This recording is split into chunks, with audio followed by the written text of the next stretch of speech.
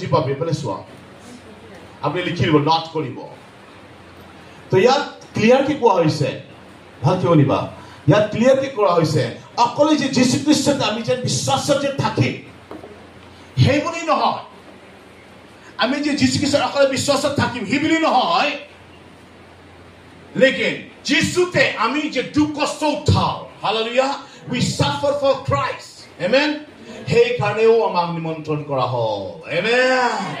praise the Lord বহুতখিনি বিলিভাৰে Christian মানুহে কয় অসুবিধা আহিলে মই ইমান প্ৰাৰ্থনা কৰোঁ মই ইমান গীৰ্জা যাওঁ দশম ভাগ দিওঁ দান দিওঁ মোৰ জীৱন কেনে প্ৰব্লেমছ আহে লেকিন বাইবেলত কয় স্পষ্টকৈ অকলে যীশু আপোনাক অকলে বিশ্বাস কৰিবলৈ নহয় পৰন্তু বিশ্বাসেৰে দুখ কষ্টও সহ্য কৰিবলৈ মাতা হ'ল আমেন praise the Lord বলা আমি জোৰকে তালি বজাই ঈশ্বৰ ধন্যবাদ